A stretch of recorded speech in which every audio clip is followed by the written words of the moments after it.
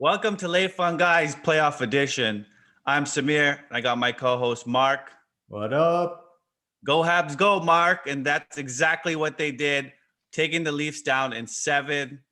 Was this a comeback from the Habs, or was it a collapse by the Leafs? Well, I just want to point out that I did predict Habs in 7 in the game 1 preview, so I'm feeling pretty good about that. We saw no one really believed in the Habs. They thought it would maybe be close. We went on Sportsnet and we saw everyone, including Eric Engels, pick Leafs in 7. So good on the Habs. Of course, could be viewed as another Leafs collapse, which they seem to do every year. But I think the Habs earned it. Really, you have to look at what they did. They copied the Columbus Blue Jackets model, and it took some time. But the key was really the adjustment after game 4.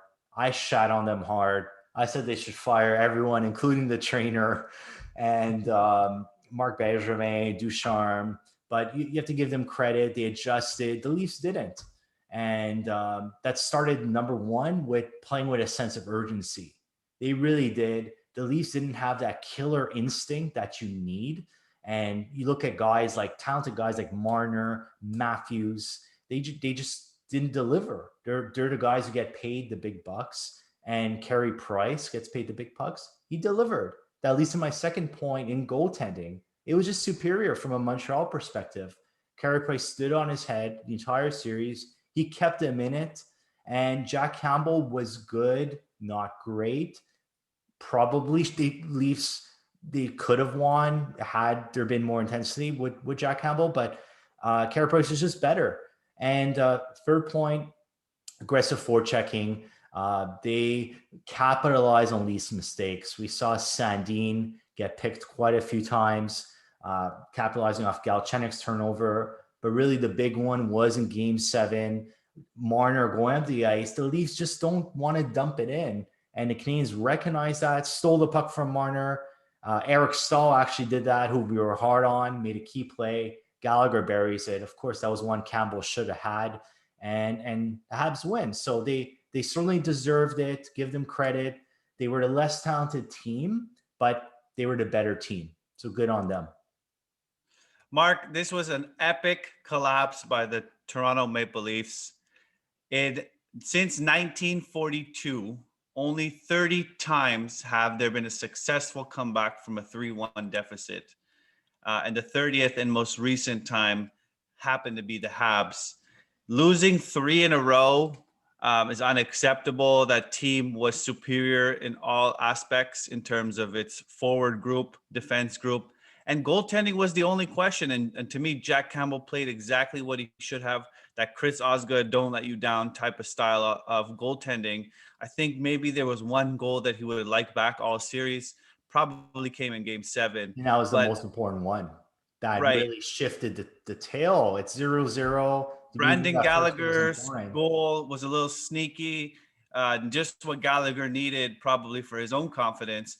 But however, I mean, it shouldn't have had come down to game 7. When they were up 3-1, every single person in Montreal was deflated, was defeated, was so disappointed, including yourself. And it looked like Toronto would take this series in 5.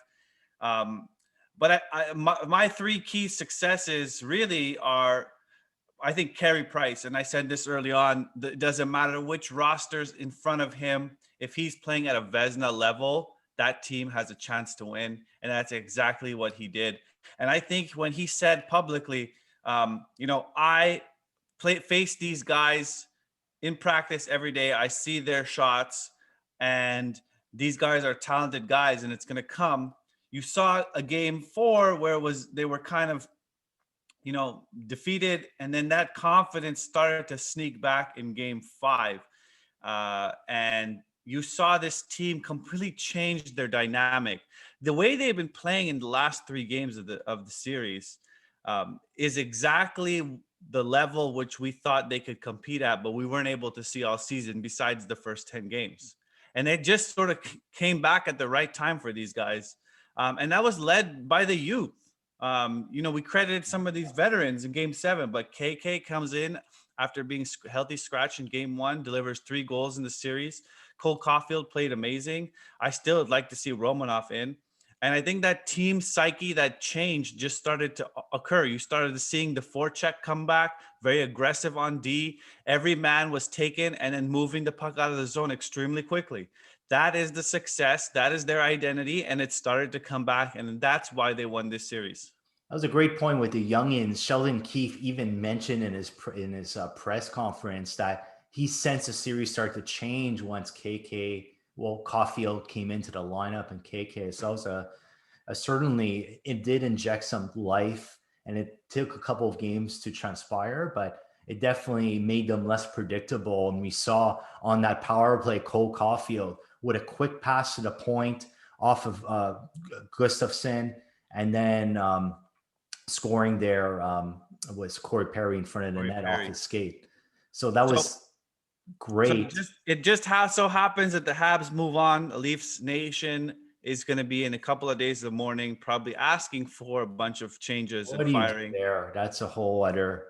We can have many podcasts on that. Do you make big changes? Do you blow it up? Do you just tinkwinkle? You only have a few years left of these guys. Blow it up. I don't think you blow it up, Mark. Washington Capitals faced this for years. They couldn't get out. They couldn't beat Sidney Crosby. And then they end up winning a cup. They have a strong core. They just need a little bit more experience on how to win and bring in guys who have won. Like if you look at Jason Spezza, had a great series, but has never won a Game 7. Right? We have guys on our team that, like Corey Perry. Spezza was one of their best players, though. I don't think the guy to pick on is Spezza. No, but what I'm saying to you, Mark, is that the players themselves are good. Joe Thornton's good. Wayne Simmons is good. But you got to bring in guys who have won the cup, guys who know what it takes to win, and that's what you have with like Corey Perry. Perry produced results. Perry produced results. He was key player. Thornton didn't do anything. And I'd say that was another key of the series. Montreal's depth was far superior. Well, they did those. That's my point. Those guys have never won a Stanley Cup. How can you bring that type of experience into your lineup when that's your ultimate goal? You need to have guys who know what it takes to win. Corey Perry has won. Joe Thornton has not. And I think that's really the difference. So they don't got to blow it up, in my opinion. They just got to bring in guys who have won. And everyone wants to finish their career in Toronto. All these guys are from Toronto anyway. I'm sure they'll find a handful of guys to bring into that lineup, and I'll change a little bit of their fortunes. But what a sweet sight it was to see when the final horn went. What really impressed me, though, Samir, was when they showed Carey Price, the final horn sounded, he was as cool as a cucumber. You thought there would be a celebration. He just gave a little fist bump. To me, that showed extreme confidence that we've been here before. This is just the beginning. And it shows that, hey, we got other things to worry about ahead in a couple nights' time. So, question, does Dominic Ducharme get an extension next season just because of this win? I think it helps everyone's case. And Ducharme, Bergevin, I think it looks good because they sold us that this is a playoff team, and that's exactly what they did. And they have proof so far that they are a playoff team. The Leafs are just a great regular season team with that 18-point disparity. So we'll have to see against Winnipeg, though. No one predicted that matchup. I think most of the experts had Toronto, Edmonton. We both predict Edmonton, split between Toronto and Montreal. So now it's Winnipeg, Montreal, 3rd and 4th seed. Home advantage goes to Winnipeg. What are your thoughts, Mark? Who wins this series? It's going to be a great series. We know that the Jets had the edge in the regular season, but just like in the regular season to the Oilers, we saw them coming off sweeping the Oilers. Every game was tight. It was a 1-goal game. One of the games with some empty nets, but everything was 1 goal or an overtime. So margins were thin. I mean, I couldn't believe what I mentioned this in the preview, losing Bufflin, losing Trouba, losing Myers, losing Charlotte. These are all key pieces, and they were able to hold up McDavid. So maybe McDavid's not playoff ready yet. He needs some time. But I think from a Canadiens perspective, that's going to be the key to exploit. It's my number one key, is exploiting those guys, getting high danger chances from that young defensive core that they have in DeMello and Pionk. I think that's a key. Hellebuck, we know, versus in Price and Nets. They're both top. I'd say they're both top 5 goalies when they're on. There's no doubt about that. So you maybe give the edge to Price because he's been there a little more. But to me, that D is where Montreal has a slighter edge. Because then when you look into offensive forwards, Winnipeg's top 6 is stacked. Better than Montreal, as you would say, more seasoned, more experienced. But Montreal's bottom 6 is pretty good, obviously. So the key is going to be that D. To me, it's going to be a more physical series. The Fleets are not physical at all. So it's going to be a long series. Look, I think Montreal has to stay out of the box. There's some key forwards of Winnipeg: Ehlers, Connor, Wheeler, all great players. And game 1 could be a letdown, but I think they need to bring in Romanov at this point, some fresh legs, and give him some 15 minutes of ice time. Maybe keep Gustafsson in there because he helps the power play. It's going to be a long series, I would say. What's your prediction? I'll go Habs in 7. I see game 1. I mean, it's coming off an emotional game like against the Leafs. It's tough. It's a tough one. Maybe Jets well rested, come in. Game 2, it's must win. You take that over. Game 3 and 4 is very important. We saw what happened against the Leafs. It was a back-to-back. Habs are terrible in back-to-backs. So that game 3 is pivotal. They need that game 3 because game 4, chances are they come out flat again or don't have the legs. So I think if you're heading into 2-2 after the first 4 games, I like Montreal's chances to take the next 2 out of 3 and take it in 7. Mark, in my opinion, this series comes down to one thing and one thing only. Yeah. It's going to be special teams. Okay. If you look at the way the teams are built, in nets, Hellebuck, in my opinion, is just as good as Price, or Price is just as good as Hellebuck. I think Hellebuck's had a more recent Vezina level or Vezina winning that trophy, and so both these goalies are the real deal. On defense, their core versus Montreal's core is very similar. I think we have a little bit of an edge in terms of experience, but that experience also slows us down, and we don't know where Romanov stands in this. And I think they're coming off very heavy minutes from this long 7-game series. So I wouldn't put the freshness a factor into our. But you would think they would play on the Jets have a bigger forward group. They could use Romanov's physical presence, starting with game 1, right? Yeah, absolutely. I've been advocating for Romanov since the beginning of the playoffs. So I don't know why he's not in it. I'd like to see him in it, but let's see if that actually happens. And then I think if you look at just the way the Jets handled the Edmonton, it was very impressive 4-0. But except for the first game, like you said, it's all been 1-goal games, and they only had to shut down one line. That's the Connor McDavid Draisaitl line, where I think Montreal has a lot more depth. So they're built very similarly. Now, what's going to be the key for me? It's going to be special teams. So if you look, Montreal was very undisciplined in the first 4 games of the series against Toronto. They started to tighten up and play a lot better hockey and disciplined hockey, and that led to less power play chances for Toronto. And then suddenly, with the emergence of Cole Caulfield and KK, their power and Gustafsson, their power play started to pick it up. So they got a couple goals on the power play, which is huge. They haven't scored, and they didn't score in 15 chances and scored 2 games in a row. That's exceptional. So I think that's really what's going to define this series is which team is on special team, which team plays very disciplined hockey. There's going to be a lot of hits. Both teams love to hit. They're going to grind the defense down. It's going to be a very boring trap style hockey or modern age kind of trap hockey. So it's going to be interesting, but I think I give the Habs the edge here. And the reason why I say that is because of that psyche, that something in their mentality changed late in that series against Toronto. You saw the way they were moving their legs. They had forwards forechecking, putting a lot of pressure. And once if a Toronto player beat that first line of defense, there was another player on him right away. causing a turnover. I think that works well. You saw that work well when they did it against Winnipeg during the regular season, and that's, I think, where they won 3 of their games. Also, the regular season matchup, I know it doesn't mean much, but they went to overtime 3 times. Overtime was their Achilles heel or kryptonite, you can say, the 3-on-3. There's none of that this time. So I give the edge to the Habs. I think it's going to be a close series, but I think it's going to be done in 6. I say 4-2. Montreal takes it. Nice. Yeah. Looking forward to it right away. Not even just one day off. So they're going to have to find a way to get some energy and infusing some new blood in there. And I think Romanov is a prime example, really about stopping that top 6. You look at the lines: Connor, Scheifele, Wheeler. That's strong. Pierre-Luc Dubois is now playing wing with Stastny and Ehlers. Doesn't get any better than that. So Montreal D is going to have their hands full. And we'll have to see. Mason Appleton, Mathieu Perreault. Perreault's been a typical Habs killer.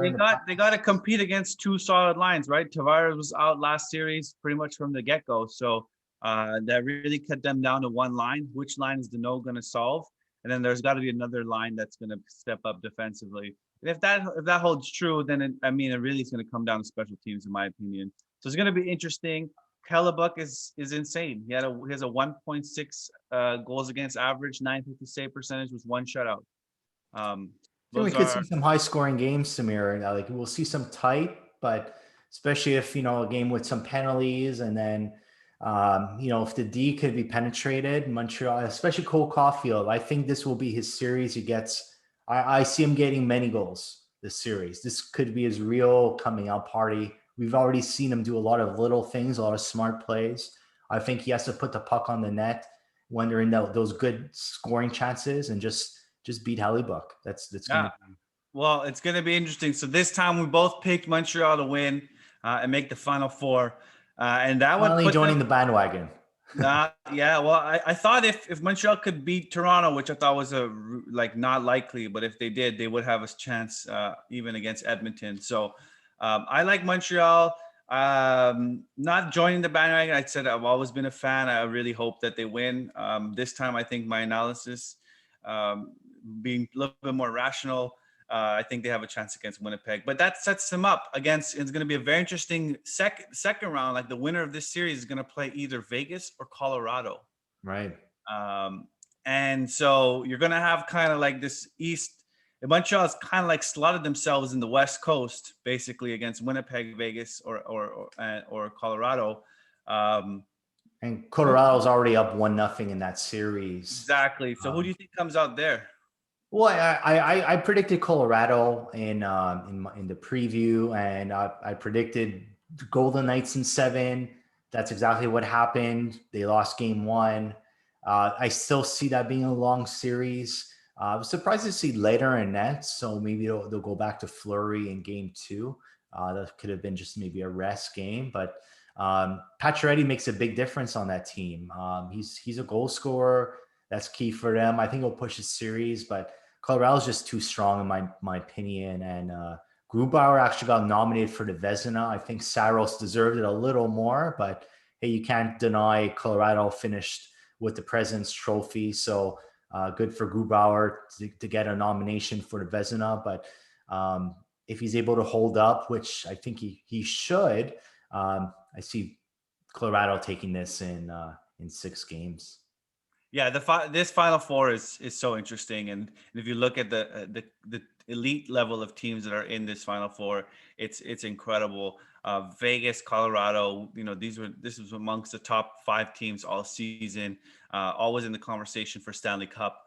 I think I also predicted Colorado to take it.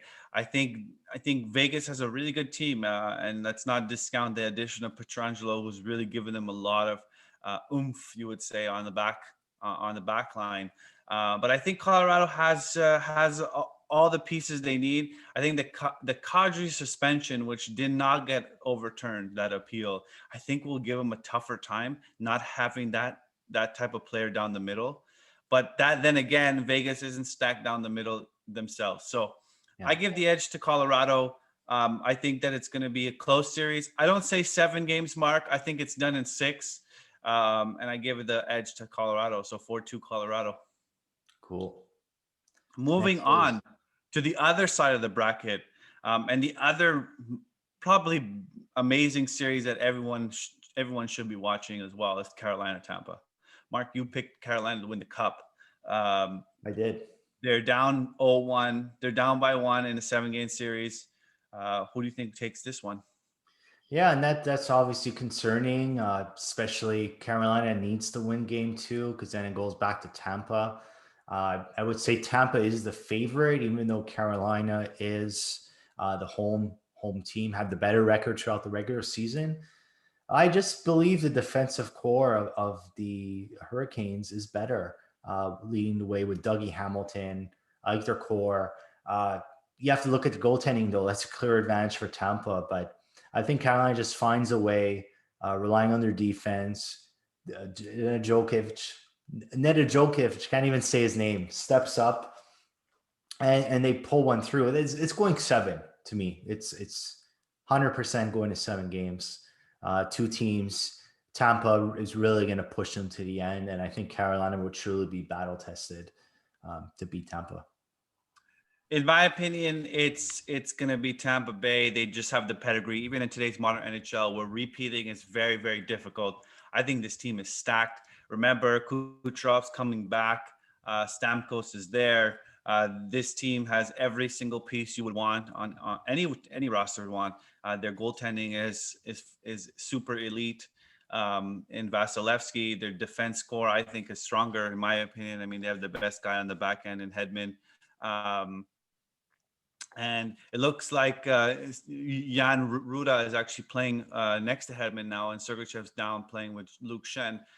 They also have Ryan McDonough, former Habs draft pick, probably the worst trade in Habs history, on that blue line. So I think this team is stacked. I mean, if you have Brendan Point, you have Anthony Cirelli, Yanni Gordon, Tyler Johnson as your center depth, with Stamkos, Kucherov, Killorn, and Palat on your wings. I mean, how do you beat that team? They know what it takes to win. They've done it. They're up 1-0. Although I do think it goes 7 because Carolina is just that good. But I say 4-3 Tampa. Nice. And last series is the Islanders and Boston. I said the Islanders would finish in the Final Four. I stick with that. It does make me a little nervous because Boston is, I mean, they really took care of Washington, winning 4 straight against them. I think they have the edge in nets, two-headed monster in Varlamov Sorokin. When you look at this Islanders team, it's really just Barzal, but I think they just have a built playoff team, really. They're defensively sound, coached by Barry Trotz. Came up with that big overtime win. That was huge. So that was huge on the road. Boston tied in the 3rd, but then capitalizing off a mistake and taking advantage. Huge win to tie up the series 1-1. And it's going to help the Islanders. Now they're going to have to go to Long Island with that crowd. I don't think that'll really phase Boston, but it's going to be back and forth. The key is shutting down that Pasternak, Pasta, Marchand, Bergeron line. But then there's also Hall and Krejci. So it's a tough challenge for the Islanders. I just think they find a way to get it done. They're just fine. They'll get smashed in the Final Four. I mean, when you look at the Final Four, it looks like the winner of Carolina Tampa will play Vegas, Colorado in the finals. At least from a betting perspective, they would be heavy favorites. But I think the Islanders find a way.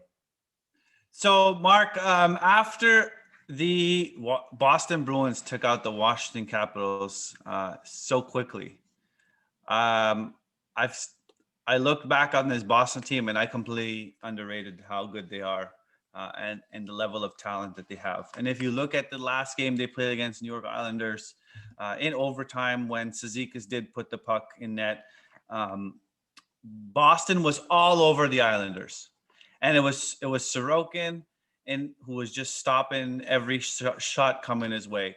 And so the key is, if he's on and playing at that level, the Islanders have a chance.